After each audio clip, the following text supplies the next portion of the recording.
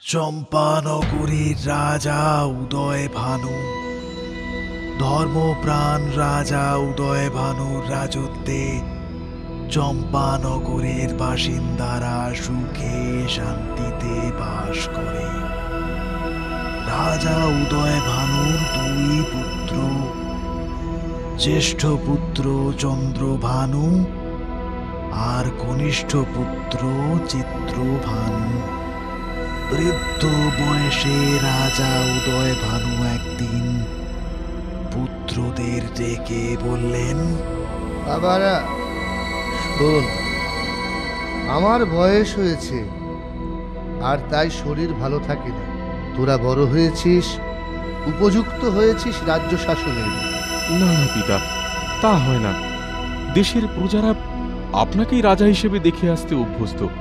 আপনার সুশাসনে তারা সুখে শান্তিতে রয়েছে, তাই এভাবে হঠাৎ আপনি দায়িত্ব থেকে সরে দাঁড়ালে। তুই থাম তো। না না পিতা, সত্যিই আপনার বয়স হয়েছে, এবার আপনার বিশ্রাম নেওয়া উচিত। আপনি নিশ্চিন্তে থাকুন, আমরা ঠিক রাজ্য চালনা করতে পারব। আচ্ছা বাবা, আচ্ছা, আমি নিশ্চিন্ত হলাম। আগামীকালই আমি বানপ্রস্থে যাব। তোরা সাবধানে থাকিস, মিলেমিশে থাকিস বাবারা। দুই ভাইয়ের উপর রাজ্যভার সঁপে দিয়ে মহারাজ উদয় ভানু বানপ্রস্থে চলে গেলেন। কিন্তু জ্যেষ্ঠ পুত্র চন্দ্রভানুর অন্য চিন্তা। কিন্তু দাদা, রাজ্যের ওই অংশ যে শুধুই মরুভূমি, ওই অংশে জনবসতি নেই বললেই চলে। আমি তোমার চেয়ে বয়সে বড়, তাই অভিজ্ঞতা আমার স্বভাবতই বেশি। জনবসতিপূর্ণ নগর আমি দেখব, আর তোমার অভিজ্ঞতা যেহেতু কম, তুমি ওই মরুভূমি দেখো।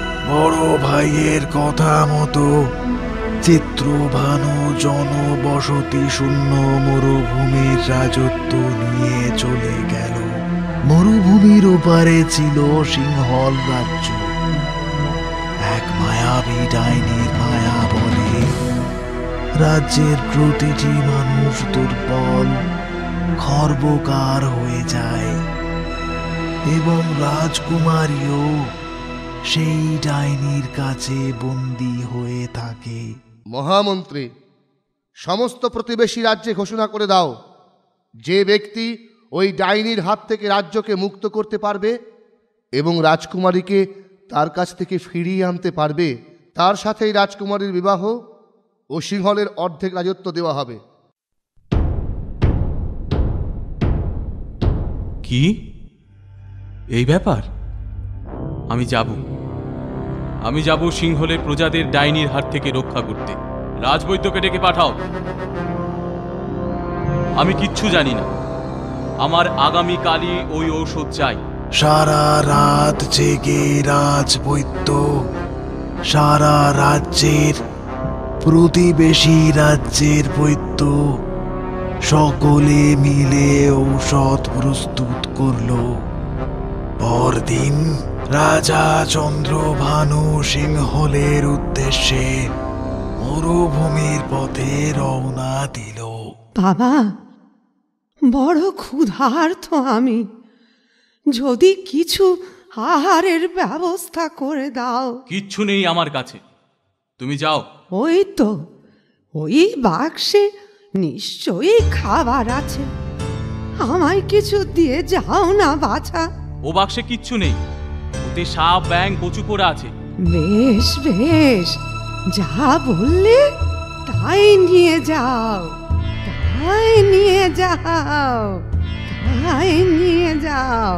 মহারাজ চন্দ্রভানু মরুভূমির দীর্ঘ পথ অতিক্রম করে এসে পৌঁছলেন সিংহল রাজ্যে। মহারাজ, আমি একটি ঔষধ এনেছি, যার দ্বারা আপনার রাজ্যের প্রজারা আবার সুস্থ সবল হয়ে উঠবে এবং পূর্বের ন্যায় রূপ আবার ফিরে পাবে। অতি উত্তম, অতি উত্তম। কই, তবে এক্ষুনি সে ঔষধ প্রয়োগ করুন মহারাজ। আপনি আমার প্রজাদের রক্ষা করুন, হ্যাঁ হ্যাঁ হ্যাঁ, এক্ষুনি সুস্থ করে তুলব তাদের। এই দেখুন। হ্যাঁ, এ কি, এসব কি? বাক্স বোঝাই করে সাপ, ব্যাং আর ওই কচুপুরা এনেছেন। আমার বিপদের দিনে আপনি কৌতুক করতে এসেছেন? বেরিয়ে যান, বেরিয়ে যান আপনি। সিংহলের খবর রাজা চিত্রভানুর কাছেও পৌঁছলো। তিনি চিন্তা করতে লাগলেন, আমি বড়ই ক্ষুধার্ত, একটু আহার আর তৃষ্ণা মেটাবার জল যদি পেতাম বড় উপকার হতো। ও তুমি ক্ষুধার্ত? এসো, এসো আমার সঙ্গে।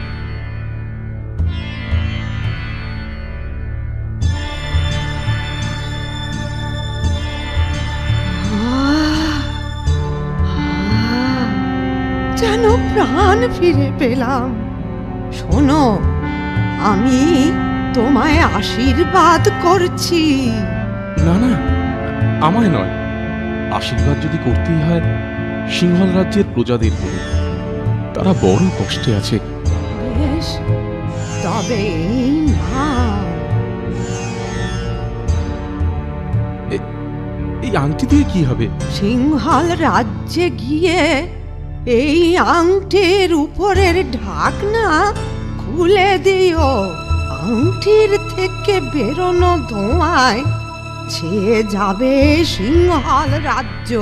দেখবে ধীরে ধীরে সেখানকার প্রজারা সুস্থ হয়ে আবার নিজ রূপ ফিরে পাচ্ছে।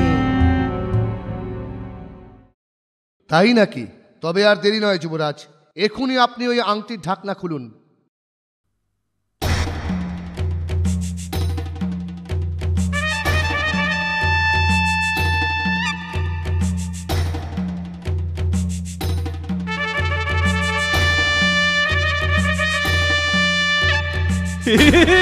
কি আনন্দ! আমরা আগের মতো হয়ে গেছি, আমরা আগের মতো হয়ে গেছি। আশ্চর্য! আপনি আপনি আমার রাজ্য বাঁচালেন যুবরাজ। ধন্যবাদ, ধন্যবাদ যুবরাজ, ধন্যবাদ। এবার আমি আসি মহারাজ। দাঁড়ান যুবরাজ, এভাবে আমার রাজ্যকে রক্ষা করলেন, আমার কন্যাকে আমার কাছে ফিরিয়ে আনলেন, আর খালি হাতে ফিরে যাবেন? আজ থেকে সিংহল রাজ্যের অর্ধেক রাজত্ব আপনার, আর আমার একমাত্র কন্যার সঙ্গে আপনার বিবাহ দিতে চাই। মহারাজ, এটা কিন্তু ঠিক হলো না। এটা সিংহল রাজের কেমন বিচার? বেতাল, চিত্রভানু সৎ, পরোপকারী রাজা।